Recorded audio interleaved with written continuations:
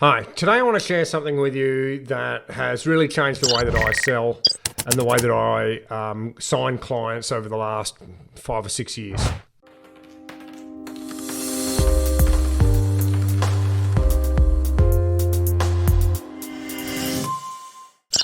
So the single biggest impact that you can have on your sales process is by simply being more effective at presenting your proposals. So why would I say that?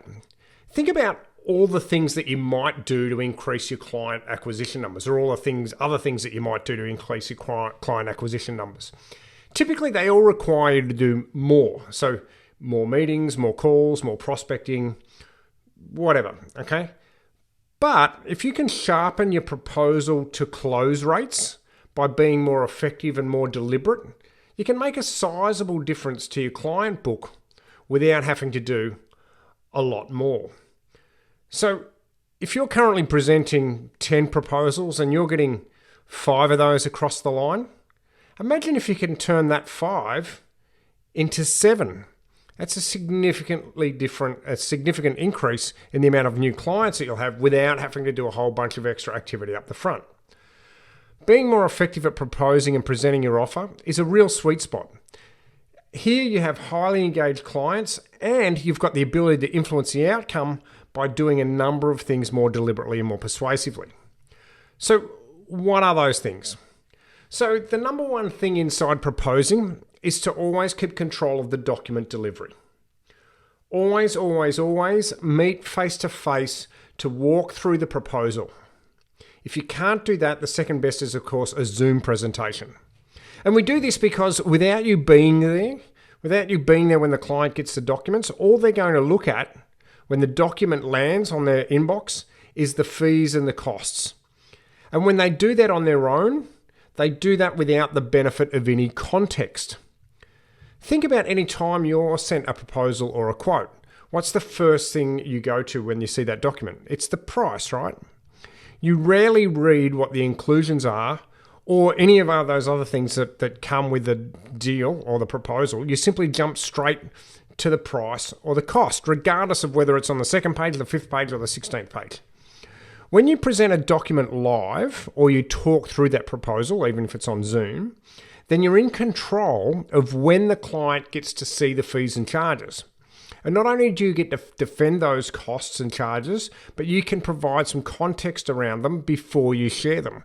So the reason why we're charging this much is this. Doing this gives you more control and it helps give you a much better chance of controlling the next steps of the process. Think about it.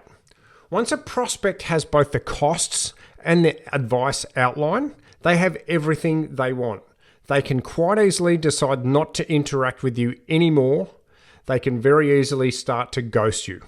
Now, I'm sure all of you have been in a position where you've sent the proposal and then emailed, called, and chased to get their feedback.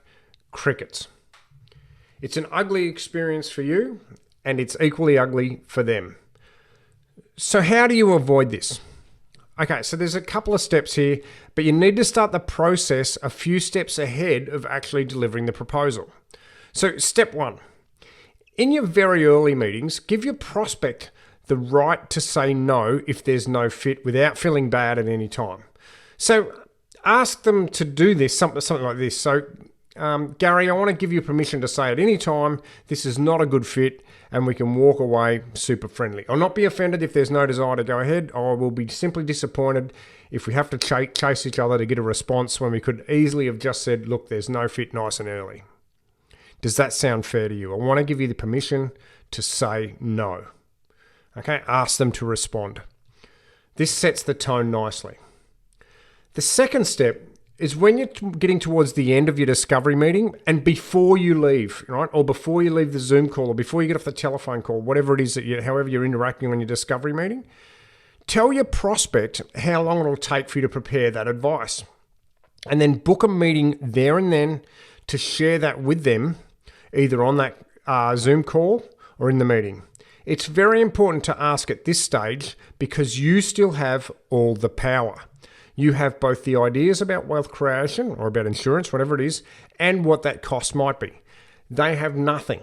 Okay, the minute you hand these things over, we lose the power. Occasionally, someone will say, well, can't you just email it to me? And my experience indicates that you only need to have a very small rebuttal ready, okay? And it just needs to be something along the lines of, look, I'm going to spend quite a bit of time preparing this. And as such, I want to make sure I'm able to convey the pieces that I believe are going to be really important for you. When's a good time?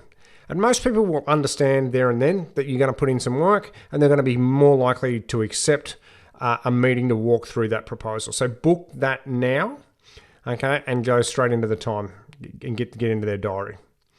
Step 2A. So, okay, sometimes you'll forget to do this as part of your discovery call. And whilst it's best to do it in that discovery call, there is a strategy that works most of the time, and I've used this myself. Simply email or call the prospect, so a call is definitely preferred, and say something like, look, I've just about finished this statement of advice, or I'm going to be finished this statement of advice later today, I'm going to be finished it tomorrow. When's a good time for me to walk you through the key points? Once we've done that, I can then leave you with the entire outline for you to then to consider. You see, at this stage, this is the last point where you've got the power. You've got what they want. You've got the advice, and you know how much it's going to cost. So they're still going to be likely to take a face-to-face meeting or a Zoom call to let you walk through that point. Walk through the document. Step 3. So this is the last step, and this is also super important, and it's going to make for a really smooth sale process if you get this right. When you've finished the proposal presentation, the prospect is going to want to go away and consider it. They're going to want to go and show their husband or their wife or their partner, whatever. They will not sign on the spot. So just embrace that as part of the process and don't expect them to do that. So simply say something like this. So, Gary, how long do you think you and Margaret might need to look over that document? And if they say, oh, well, we'll probably need a week or 2 weeks, then you say, how about I give you 3 weeks? Will that work for you? It's important that you give them more time than they ask for. Why? Because by offering more time, it builds trust and shows you're not trying to sign them up in any kind of rush. But importantly, it's the appearance of you giving them something valuable. In this case, something that's valuable is extra time. That builds a small sense of obligation. We can then call on that obligation immediately in the setting of a new meeting. In every instance, they will say, yep, 3 weeks is fine, let's do that. And you'll say, look, I don't want to rush you, and I certainly don't want to be chasing you via email and phone, and my guess is you don't want that either. So you ask that in a bit of a questioning way. And you say, how about we just get a 10-minute yes or no call diarised for 3 weeks away from today, and then we can jump on the call and I'll answer any questions you have. We can then either agree to move ahead together, or we can agree that there's no fit, and we can make that quite painless. What's the best time of the day to do that? Again, you're there face-to-face or you're on the Zoom call. You've already given them a week extra. They said they wanted 2 weeks. You say, we'll give you 3. They're very likely to say, well, let's get a phone call in at 10 to 9 on Thursday, for example. And then, you get them on the call at that point, and it's just a matter of going, look, this is the decision day. This is the point that you're going to make it a deadline. You've created that deadline. You've got in their diary. It's locked in. By doing these 3 steps, you maintain control of the process along the way whilst not railroading your client and not wasting endless time, your own time, trying to get hold of them to answer or pestering them. So this is a real win-win. It's a great customer service strategy, and it's great for you as a salesperson. You also provide a really clear outline of how the decision-making process plays out, which in itself creates extra certainty in being able to choose you as an advisor. So put these 3 or 3.5 steps into practice, and I can't wait to see your conversion rates climb. Good luck.